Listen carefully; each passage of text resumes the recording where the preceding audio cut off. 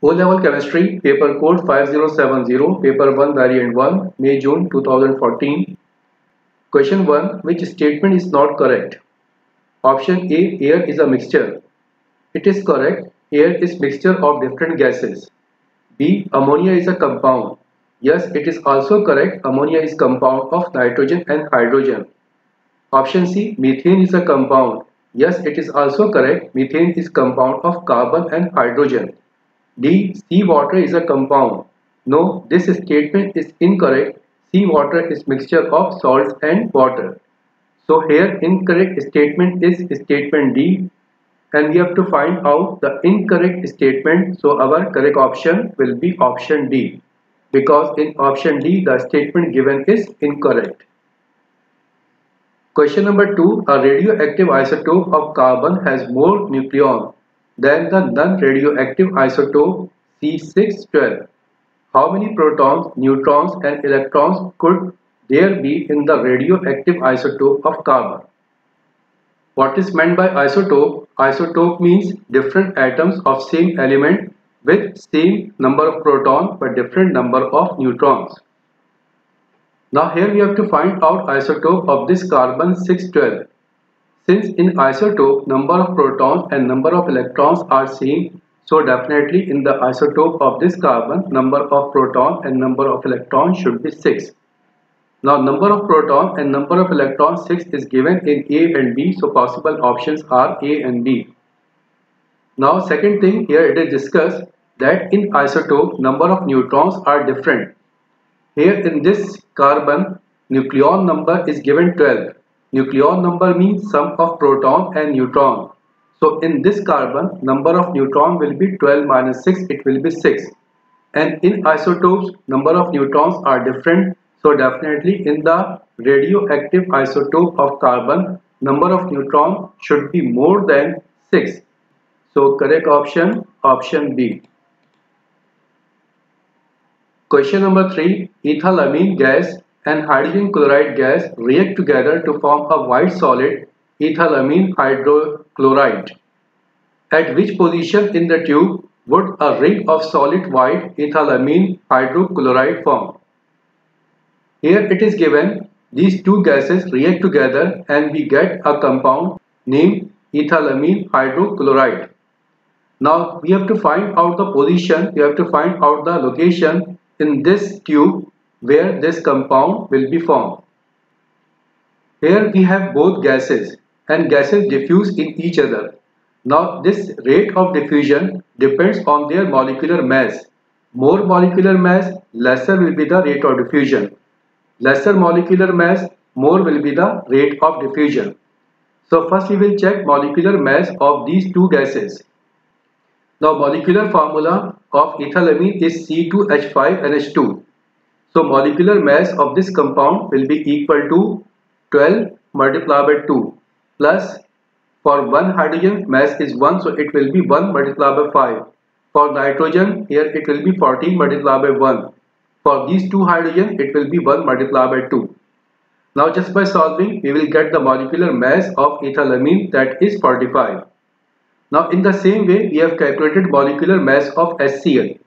Now molecular mass of ethylamine is 45 and molecular mass of HCl is 36.5. Since molecular mass of HCl is 36.5, that is lesser than the molecular mass of ethylamine, so HCl will move faster or it will cover more distance and this one will cover lesser distance. So if we check this one, here this B is almost in the center. Here we have ethylamine solution and here we have hydrochloric acid. So it is observed here that molecular mass of ethylamine is more, so it will move lesser and this HCl will move more. So it is a possibility that they will meet at point A and this compound will be formed at point A. So our correct option will be option A.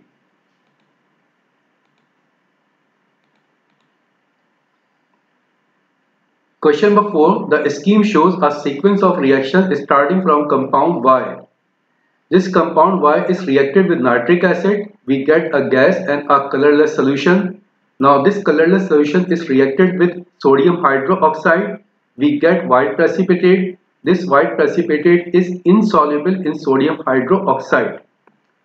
Okay, now we check the options. What could be compound Y? We have to find out this compound Y. Option A, aluminum sulfate.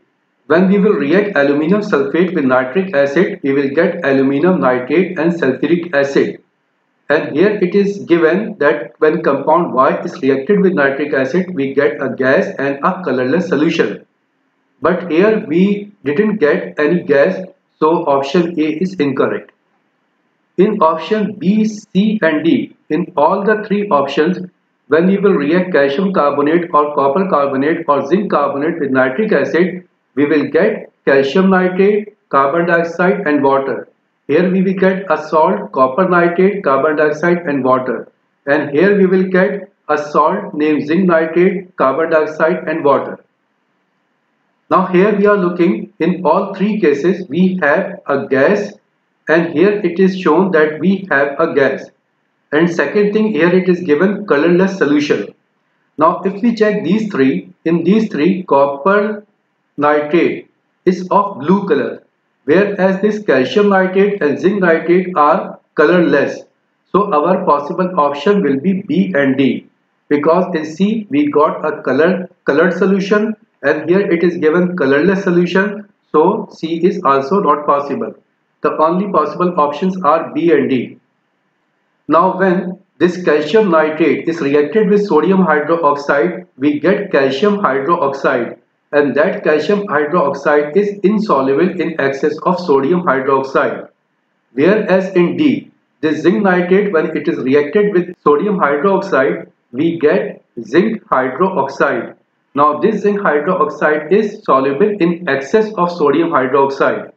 And here it is asked white precipitate insoluble in excess of sodium hydroxide. So our correct option will be option B, because when calcium nitrate is reacted with sodium hydroxide, we get calcium hydroxide, and that calcium hydroxide is insoluble in excess of sodium hydroxide. So correct option, option C.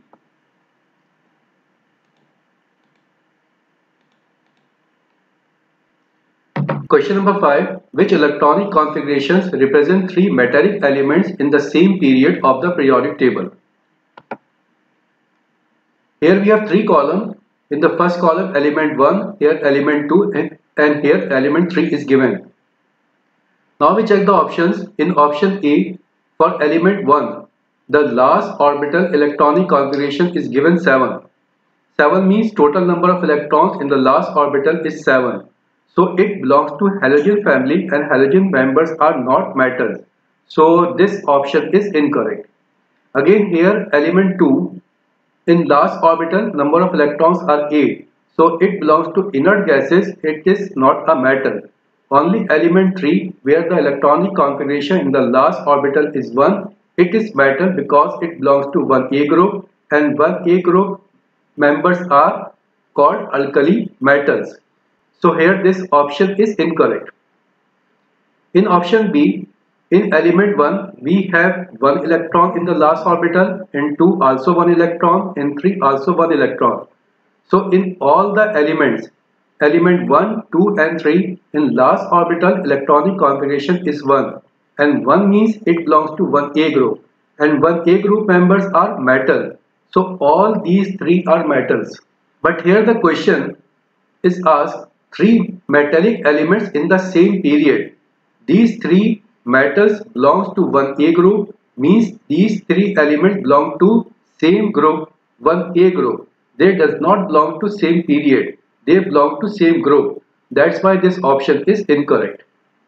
In C, here for the element 1, total number of electrons 4, here 5, here 6.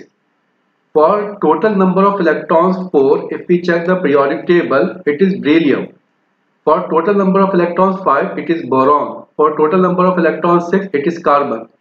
Here only beryllium is metal, but boron and carbon are non-metal. That's why this option is also incorrect. Now in option D, we are looking for element 1. In the last orbital, we have 1 electron, then we have 2 electrons, then we have 3 electrons. and total number of electrons in this element 1 are 11, then we have 12, then we have 13.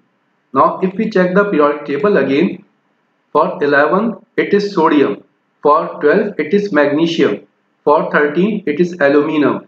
Now sodium, magnesium and aluminum all are metals, and these three metals belong to third period. They belong to same period, and here it is asked we have to find out the three metallic elements in the same period. So these three are metals and they are in the same period. So our correct option will be option D. Next question, question number 6. Which molecule has the largest number of electrons involved in a covalent bond? In option A we have ethene. In ethene we have 2 carbon and 4 hydrogen. So here in ethene we have 2 carbon and 4 hydrogen, and in between these 2 carbon atom we have a double bond, whereas in between carbon and each hydrogen atom we have a single bond. Now in a single bond number of electrons shared are 2, and in a double bond number of electrons shared are 4. So here in between these 2 carbon atom 4 electrons are shared. So here 4 electrons, then here 2 6, here 2 8, then 10, then 12. So in ethene total number of electrons shared are 12. Now in carbon dioxide we have 1 carbon and 2 oxygen, and in between carbon and each oxygen atom we have a double bond. So here we have 2 double bond. In one double bond number of electrons shared are 4. So total number of electrons will be 4 multiplied by 2, it will be 8. Now we check option C, methanol. In methanol we have 1 carbon, 3 hydrogen and 1 hydroxide group, and the structure is shown here. It is 1 carbon, then we have 3 hydrogen, then here we have 1 hydroxide group. In hydroxide group, on one side oxygen is attached with carbon, on the other side it is attached with this hydrogen. Now here we are looking, all are single bond and number of bonds are 1, 2, 3, 4 and 5. So number of electrons involved will be 5 multiplied by 2, it will be 10. Now in option D, in N2 we have triple bond in between these 2 nitrogen atoms. Now in a single bond number of electrons involved in bond formation are 2. Here we have triple bond, so total number of electrons will be 2 multiplied by 3, it will be 6. So total number of electrons that are involved in a covalent bond are 6 in N2. Now largest number of electrons involved in covalent bond is found in option A, in ethene. So our correct option will be option A. Question number 7. Graphite is often used as the electrodes in the electrolysis of solutions. Which particles are involved in the conduction of electricity by graphite? Option A, electrons only, B, negative ions only, C, positive ions and electrons, D, positive ions and negative ions. Here we have to find out the particle that is involved in conduction of electricity by graphite. Graphite is a solid, and in graphite we have delocalized electrons, and because of the movement of these delocalized electrons there is conduction of electricity. So in graphite conduction of electricity is because of electrons only, that is given in option A. So correct option will be option A. Question number 8. Element X has a lattice of positive ions and C of electron. Which property will X have? Here we have positive ion and C of electrons, means this one is a metal. Now we check the options. Option A, it conducts electricity by the movement of ions and electrons. In a metal, electricity is conducted because of the movement of electrons, not because of the movement of ions. So this option is incorrect. Option B, it has a high melting point. Yes, it is correct. All the metals have high melting point. But we also check other options. In C, it is given it is decomposed by an electric current. No, it is incorrect. Option D, it is not malleable. No, it is incorrect. They are malleable. Metals are malleable. So option D is also incorrect. Correct option is option B. It has a high melting point. Question number 9. An element E forms a hydride EH4 which contains 90% by mass of E. If the relative atomic mass of hydrogen is 1, what is the relative atomic mass of E? In this compound EH4, percentage of E is 90%. So definitely percentage of H will be 100 minus 90. It will be 10%. So here we can say this E and H are in a ratio of 9 and 1. Here relative atomic mass of hydrogen is given 1 and number of atom in this compound of hydrogen is 4. So here we have to multiply this 4 by 1, we will get 4. Now here we have multiplied this 1 by 4. This 1 and 9 are the ratio of these two elements in this compound. If we are multiplying this 1 by 4, so definitely we should also multiply this 9 by 4 to keep the ratio same. So when we will multiply this 9 by 4, we will get 36 and 36 is given in option B. So correct option will be option B. Question number 10. A piece of chalk has a mass of 23 gram. Chalk is impure calcium carbonate. When analyzed, the chalk is found to contain 0.226 moles of pure calcium carbonate. What is the percentage of purity of the piece of chalk? To find out the percentage purity, first we have to find out the mass of pure calcium carbonate. To find out mass of pure calcium carbonate, we will take help of the formula. Number of moles is equal to mass over molecular mass. So mass will be equal to number of moles into molecular mass. Now number of moles is 0.226. Molecular mass is given 100. So mass of pure calcium carbonate will be equal to 22.6. Now to find out percentage purity, we have to divide this mass. We have to divide the mass of pure calcium carbonate by the mass of piece of chalk, that is 23 grams. So purity will be equal to 22.6 divided by 23. Since here we have to find out purity in percentage, so this value we have to multiply by 100. So by solving this one, we will get percentage purity, that is 98.3. So percentage purity is 98.3%. 98.3% is given in option D. So correct option, option D. Question 11. Aqueous potassium iodide can be used as a test reagent in redox reactions. Iodine ions are readily as a positive result for the test is when the solution changes color from Y to Z. Which words correctly complete gaps X, Y and Z? Potassium iodide is a reducing agent and the compound that is reducing agent undergoes oxidation. So here we can say this potassium iodide will undergo oxidation or it will be oxidized. Now if we check the options for X in A and B it is given oxidized, in C and D it is given reduced. So here our possible option will be A and B. Now second thing, potassium iodide is a colorless compound or it is a colorless solution. Since it is a colorless solution, so here for Y it will be colorless, that is given in option B. Now when this potassium iodide undergoes redox reaction, we get iodine and iodine is colored.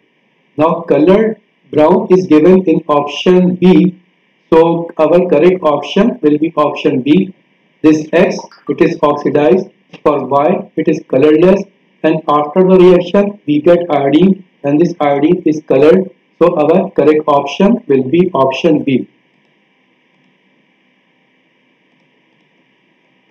Question number 12. Which element is most likely to be used as an industrial catalyst? Option A sodium, B nickel, C lead, D strontium.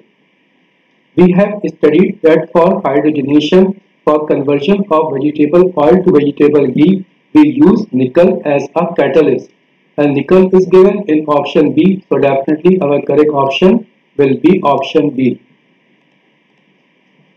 Question number 13. Which solution containing 1 mole per decimeter cube of the compound would have the lowest pH? pH value range is from 0 to 14. At 7 it is a neutral compound. If we move from 7 towards 14, basic character increases. And if we move from 7 towards 0, then acidic character increases. So here we can say for a strong acid pH value will be close to 1 and for a strong base pH value will be close to 14. And for a neutral compound it will be 7. Now we check the option. Option A, ethanoic acid. Ethanoic acid is a weak acid, so its pH value will be close to 7. So this one is not our correct option. Option B, hydrochloric acid. Hydrochloric acid is a strong acid, so its pH value will be close to 1. So here we can say this hydrochloric acid will have low pH value. So this one is our possible option. In C, it is given sodium chloride. Sodium chloride is a salt, it is neutral compound, so its pH value will be 7. So this one is not possible option. Option D, sodium hydrogen carbonate. Carbonates are alkaline in nature, they are basic in nature, so their pH value will be more than 7. So here our best possible option is option B, hydrochloric acid. Hydrochloric acid is a strong acid, so it will have a lowest pH value. So correct option, option B. Question number 14, which statement about oxide is correct? Option A, a basic oxide is an oxide of non-metal. No, it is incorrect. Basic oxides are of metals. Option B, acidic oxide contain ionic bond. No, in acidic oxides we have covalent bond. Option C, an amphoteric oxide contains a metal. Yes, this option is correct. Amphoteric oxides are those oxides that have both acidic and alkaline properties. And we know aluminum oxide is an oxide of metal and it is also an amphoteric oxide. So here we can say amphoteric oxide contains a metal. This statement is correct. What is given in D? Basic oxides are always gases. No, this one is incorrect. Basic oxides are made up of metal. For example, calcium oxide. Calcium oxide is not a gas, it is a solid. So D is incorrect. Our correct option is option C, and amphoteric oxide contains a metal. Question number 15. Bitumen, diesel, naphtha and paraffin are all fractions obtained by the fractional distillation of petroleum. Which row gives a correct use for the named fraction? Option A, bitumen. And the use is given a source of polish. No, bitumen is used for carpeting of roads. So this one is incorrect. B, diesel, a fuel for aircraft engine. No, in aircraft engine we don't use diesel, we use paraffin or kerosene. So this one is incorrect. Option C, naphtha, and the use is given a fuel for heating. This one is also incorrect. Naphtha is used as a solvent for making varnish and paints. Option D, paraffin, and the use is given a fuel for cooking. Yes, this one is correct. Paraffin is widely used as a fuel for jet engine and for rockets, but it is also used as a fuel for cooking. So our correct option will be option D, paraffin, and the use of fuel for cooking. Question number 16. In which circuit does the bulb light? Option A. In option A we have copper sulfate solution. Copper sulfate solution means we have copper ion, sulfate ion, hydrogen ion and hydroxide ion. And because of the migration of these ions towards the positively charged electrode, there will be electrical current, and when there will be electrical current, this bulb should light. But one thing more, here both the electrodes are taken of copper.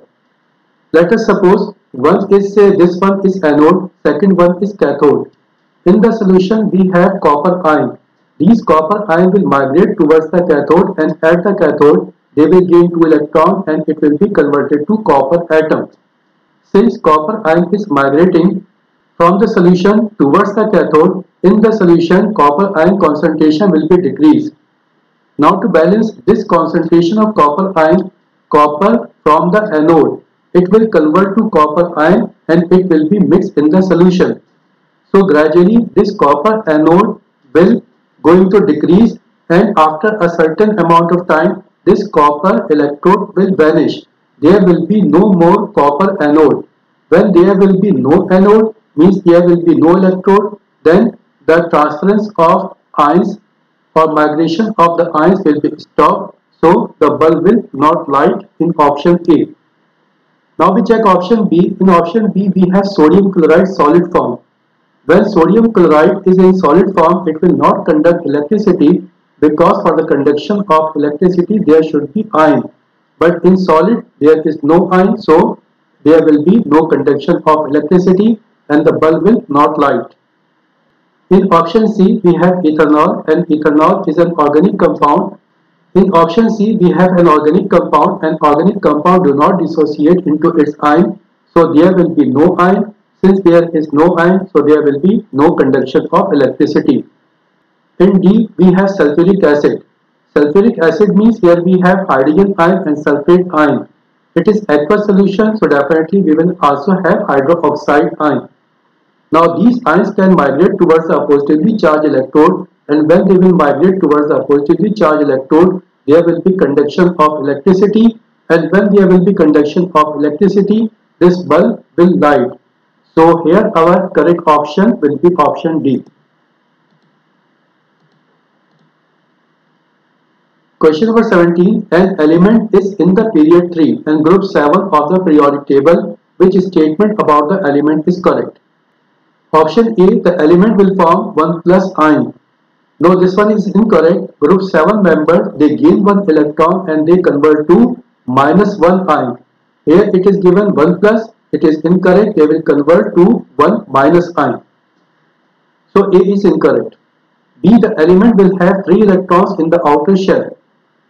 7 group members have 7 electrons in their outermost shell. So this one is also incorrect. In C, it is given the element will have 7 electrons in its outer shell.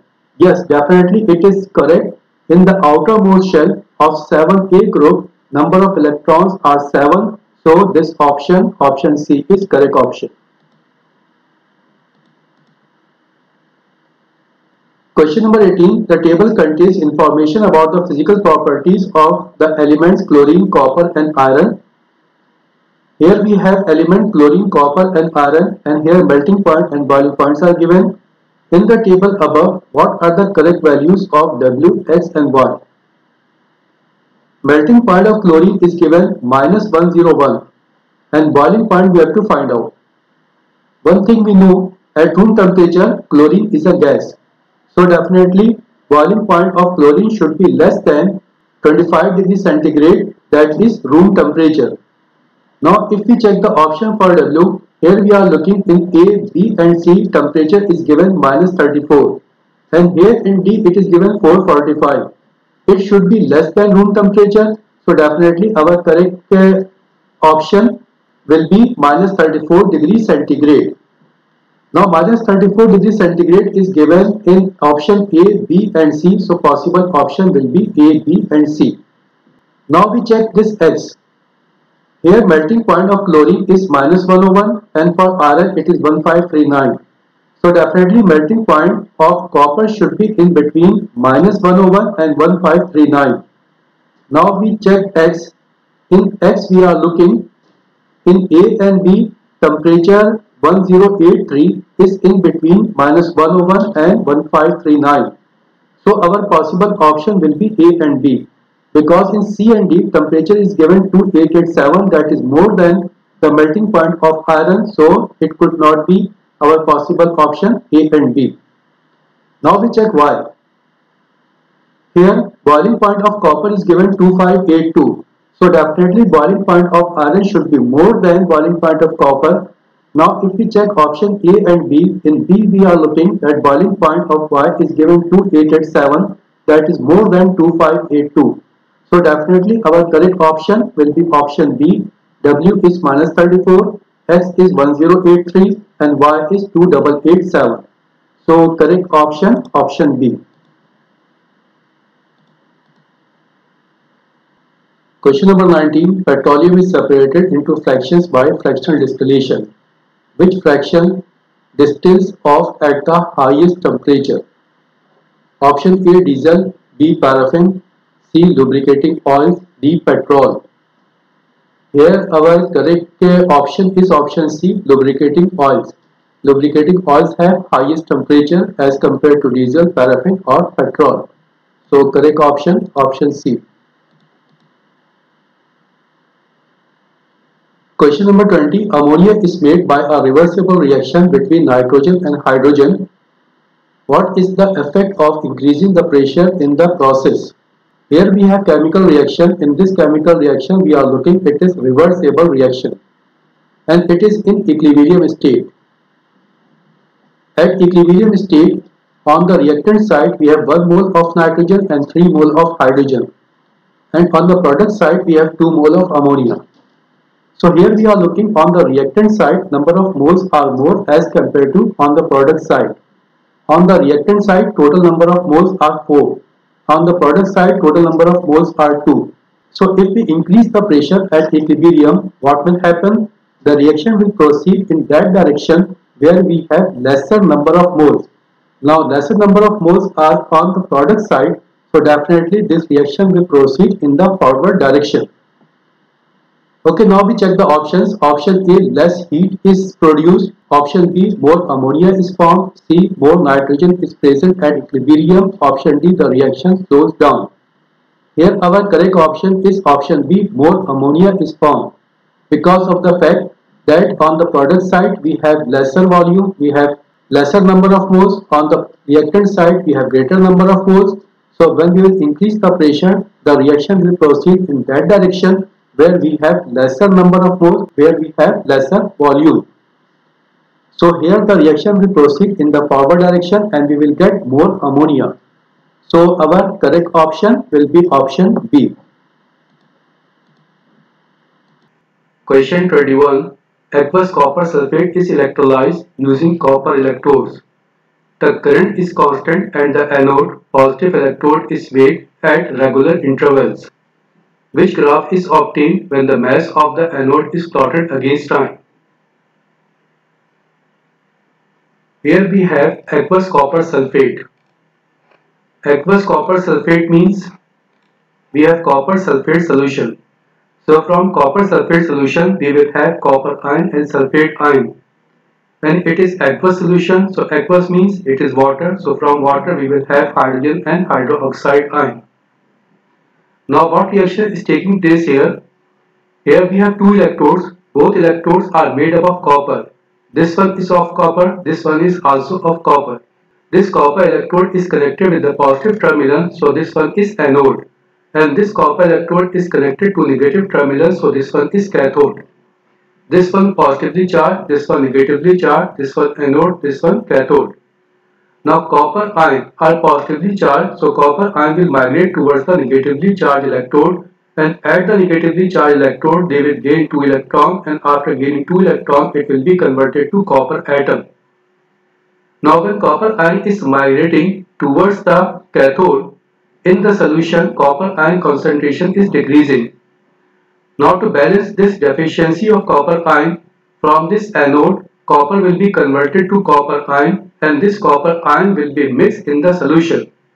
So gradually at a constant rate this electrode is decreasing and eventually this electrode will be completely finished, because here copper is converting to copper ion. Since here this copper electrode is decreasing at a constant rate, and after a certain interval, after a certain amount of time, this rod will be vanished, this rod will be finished. So here we can say with the passage of time, amount of electrode is decreasing at a constant rate. Now go back to our question. Here we have 4 graphs. In graph A it is shown that with the passage of time, mass of anode is inversely proportional to each other.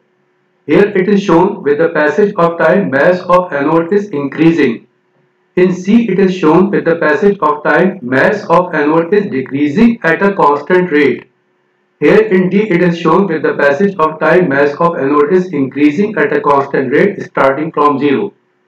Here we have observed that with the passage of time mass of electrode, mass of anode is decreasing at a constant rate. Since it is decreasing at a constant rate, so definitely our correct option will be option C. In C it is shown that with the passage of time, mass of anode is decreasing at a constant rate. So correct option, option C. Question number 22. In the extraction of aluminum by electrolysis, its oxide is dissolved in molten cryolite. Cryolite is a sodium salt. Aluminum is deposited at the 1 and it can be deduced that aluminum is to sodium in the relative series. Which word correctly complete gaps 1 and 2? Here we have to complete these two gaps 1 and 2. First thing here, this aluminum is positively charged. So aluminum is deposited at the cathode because positively charged will be migrated towards the negatively charged electrode. So here it will migrate, it will deposit towards the negative electrode, or we can say it will migrate towards the cathode.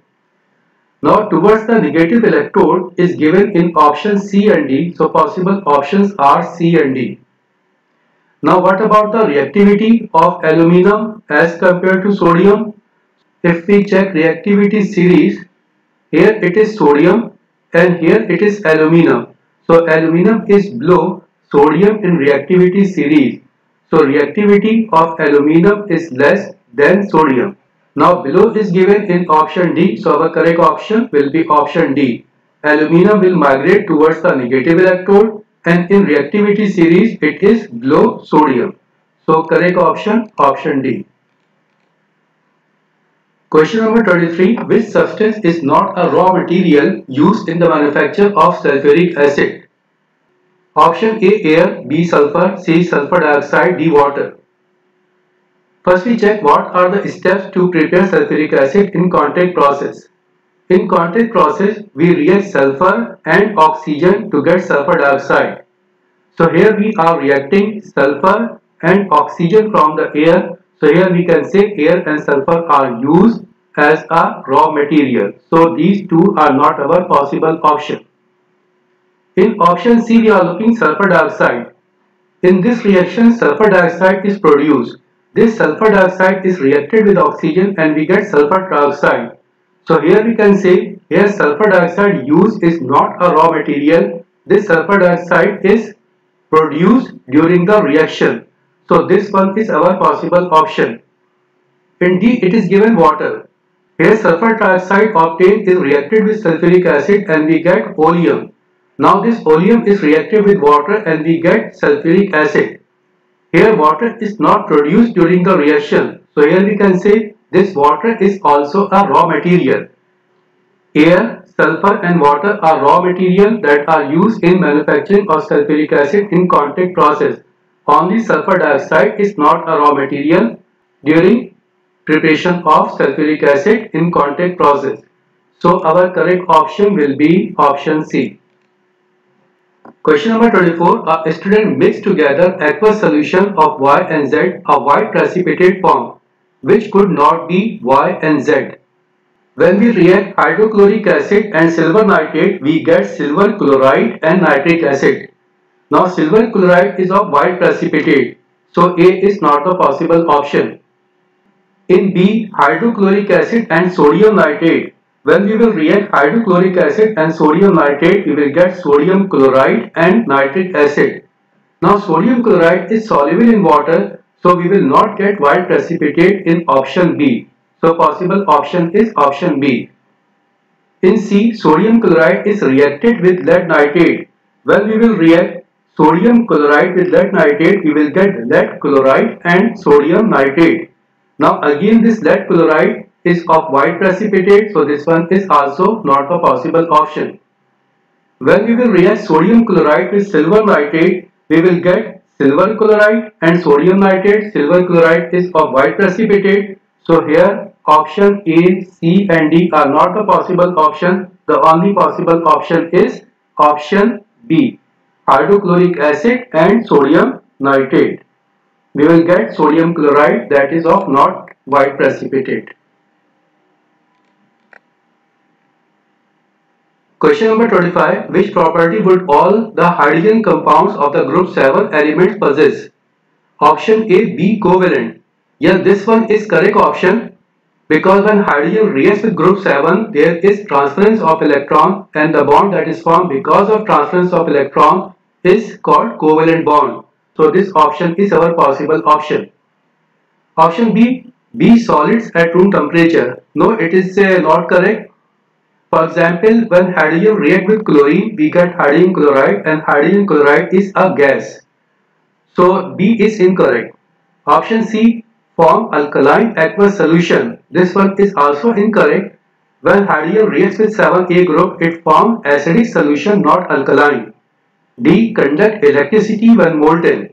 It is also incorrect. They conduct electricity in aqueous solution when it is dissolved in water. But in molten state, they will not conduct electricity because they are covalent compound, and in covalent compound we don't have ions. We get ions when it is dissolved in water.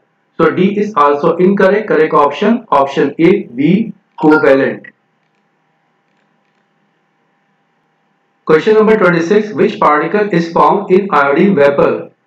A, iodine, it is atomic state. B, I-1, C, I+1, D, I2. Here iodine in atomic state in A and D it is in molecular state, and in B and C it is in ionic state.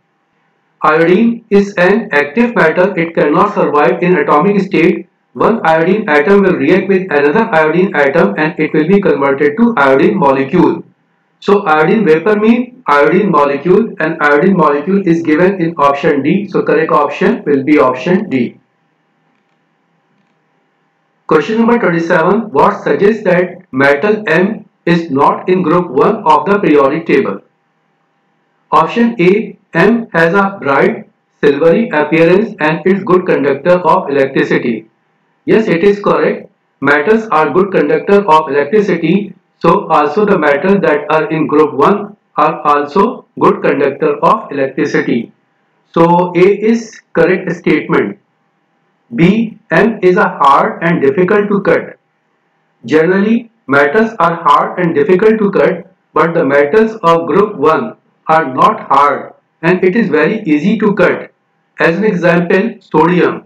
Sodium can easily be cut with the help of knife. So B is incorrect. C, M produces an alkaline solution when react with water. Yes, this one is correct. Metallic oxides are alkaline in nature, so this one is correct. D, M produces hydrogen gas when it reacts with water. Yes, this one is also correct. When a metal of an A group is reacted with water, hydrogen gas is evolved. So A, C and D statement are correct. The only incorrect statement is statement B. So our correct option will be option B. Question number 28. The diagram shows an outline of part of periodic table. It is part of periodic table. Here we have some elements W, X, Y and Z. Which statements are correct? Number 1. Element W, X and Y form colored compound. Colored compounds are formed by transition metals, and transition metals are shown here starting from this one up to this one. Means X and Y are transition metal. So X and Y will form colored compound, not W. So statement 1 is incorrect. Statement 2. Element X, Y and Z have high melting point. X, Y and Z have high melting point. X and Y are transition metals. They have high melting point. But Z, it belongs to 7A group, and 7A group members have not high melting point. They have low melting point. So this one is incorrect. Number 3. Elements X and Y act as a catalyst. Yes, it is correct. Transition metals act as a catalyst, and here X and Y are transition metals. So these elements X and Y will act as a catalyst. So here only statement 3 is correct, 1 and 2 is incorrect. Statement 3 only is given in option C. So correct option, option C. Question number 29. Which of these processes can be used to purify water containing insoluble impurities? Number 1. Chlorination. 2. Desalination. 3. Distillation. 4. Filtration. Here we can use 3 and 4 to remove insoluble impurities from water. 1. Chlorination is used just to kill the bacteria. Number 2, desalination is used to treat hardness of water. So just we can use 3 and 4 to remove insoluble impurities from water. So 3 and 4 is given in option C. So correct option will be option C.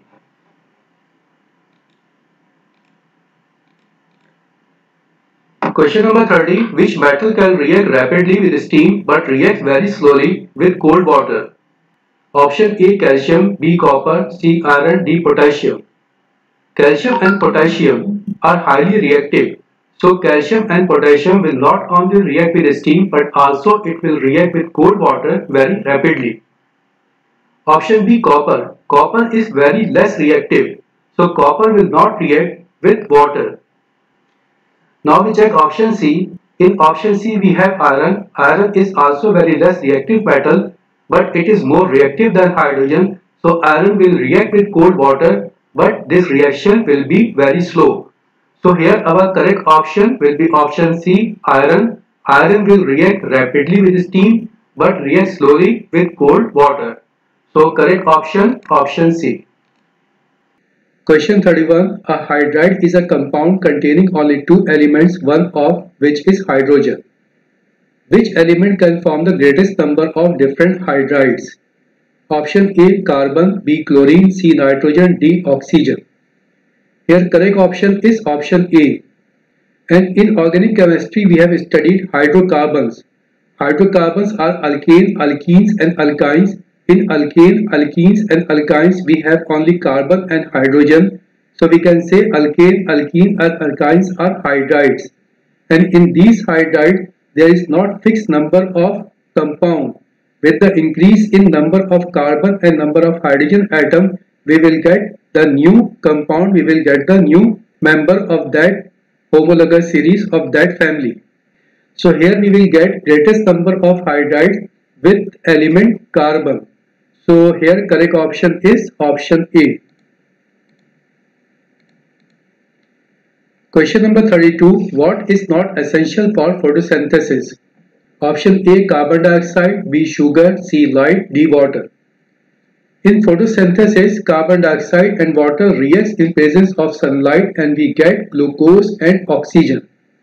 So here carbon dioxide is required, here water is required, here sunlight is required. The only thing that is not required here is sugar, that is given in option B. So our correct option will be option B, sugar is not required in photosynthesis. Question number 33. A liquid reacts with each of sodium carbonate, potassium hydroxide and ethanol. What is the liquid? Option A, aqueous ammonia, B, ethanoic acid, C, ethyl ethanoate, D, sodium hydroxide. Sodium carbonate, potassium hydroxide and ethanol. All these three compounds are alkaline in nature. So a liquid that is acidic in nature will react with sodium carbonate, potassium hydroxide and ethanol. And in all the four options, only in the option B, ethanoic acid is given. So our correct option will be option B, because acid will react with sodium carbonate, potassium hydroxide and ethanol, because all these three compounds have alkaline properties. So correct option will be option B. Question number 34. Which compound on combustion never form carbon? Option A, carbon monoxide, B, ethanol, C, ethene, D, methane. When we combust ethanol, ethene and methane, we get unburned carbon particles. But when we combust carbon monoxide, we get only carbon dioxide, we will not get unburned carbon particles. So correct option, option A. When we combust carbon monoxide, we will not get carbon. So correct option, option A. Question number 35. Which of the following is not a condensation polymer? Option A, nylon. Nylon is a condensation polymer, and this polymer we get when we react dicarboxylic acid and diamine. So it is a condensation polymer of dicarboxylic acid and diamine. So this one is incorrect. Option B, polyethylene. Yes, this one is correct. Polyethylene is an addition polymer of ethene. So it is not a condensation polymer. So this one is our correct option. In C, it is given protein. Protein is a condensation polymer of amino acid. In D, pterylene. Pterylene is also a condensation polymer in between ethylene glycol and terephthalic acid. So A, C and D, all these three are condensation polymer. Only in the option B, polyethylene is an addition polymer. So it is not a condensation polymer, and this one is our correct option. Question number 36. Which statement about the properties of propane and hexane is correct? Chemical formula of propane is C3H8. For hexane, it is C6H14. So molecular mass of hexane is more as compared to propane. Now we check the options. Option A, propane has higher boiling point than hexane. Boiling point depends on molecular mass. Greater molecular mass, higher will be the boiling point. So boiling point of hexane will be more as compared to propane. So this one is incorrect. Option B, propane has higher relative molecular mass than hexane. This one is also incorrect. Molecular formula of hexane is C6H14 and molecular formula of propane is C3H8. So definitely molecular mass of hexane will be more as compared to propane. C, propane has more isomer than hexane. No, this one is also incorrect. Hexane will have more isomer than propane because in hexane we have more number of carbon atom, and with the increase in number of carbon atom, it will have a tendency to make different shapes more than propane. So C is also incorrect. D, propane is more flammable than hexane. Yes, this one is correct. So correct option will be option D. Question number 37. When a volcano erupts, which gas is produced in significant amount? In volcano, we get sulfur dioxide gas, and sulfur dioxide is given in option D. So our correct option will be option D. Question number 38. 4 compounds are shown. These are 4 compounds. Okay, we check this one in PDF file. Same question, question number 38. 4 compounds are shown. One this one, second this one, third this one, fourth this one. Which pair of compounds have the same empirical formula? Empirical formula means formula of the compound in simplest ratio. To find out empirical formula, first we check molecular formula. In this first compound, we have 4 carbon atoms, and we have 1, 2, 3, 4, 5, 6, 7 and 8 hydrogen atoms and 2 oxygen. So molecular formula of number 1 will be C4H8O2. In second compound, we have 3 carbon atoms, 6 hydrogen atoms and 1 oxygen. So here molecular formula will be C3H6O. Here molecular formula is C2H4O, and here molecular formula is C2H4O2. Now here this number 1 can be written in simplest ratio as C2H4O. If we will write this one in simplest ratio, we will get C2H4O. And also we are looking that in number 3 it is written C2H4O. So here we can say we have number 1 and number 3. This one is the pair that have same empirical formula. In 2 we are looking, it is written C3H6O and here it is C2H4O. If we will write this number 4 in simplest ratio, we will get CH2O. So this one, 4 and 2 are not the possible option. The only possible options are 1 and 3. 1 and 3 is the only pair that have same empirical formula. So 1 and 3 are given in option B. So correct option will be option B. Correct option, option B. Question number 39. Fats, carbohydrates and proteins all contain which chemical element? Option A, carbon, hydrogen and oxygen. Yes, this one is correct. In fats, we have carbon, hydrogen and oxygen. In carbohydrates also we have carbon, hydrogen and oxygen, and in proteins also we have carbon, hydrogen, oxygen and nitrogen. So carbon, hydrogen and oxygen are common in all these three, in fats, in carbohydrates and in proteins. So this one is our correct option. What is given in other options? In B it is given carbon, hydrogen and nitrogen. Nitrogen is not present in fats and carbohydrates, so this one is incorrect. In C it is given carbon, hydrogen and sulfur. Carbon and hydrogen is present in fats, carbohydrates and protein, but sulfur is not present in fats or in carbohydrates or in proteins. So C is also incorrect. D. Carbon, nitrogen and oxygen. Nitrogen is present only in protein. It is not present in fats and carbohydrates. So D is also incorrect. Correct option, option A. Carbon, hydrogen and oxygen is present in fats, carbohydrates and proteins. Question number 40. The structure formula of some organic compounds are shown below. Which compounds are alcohol? Alcohol means a compound that has OH group.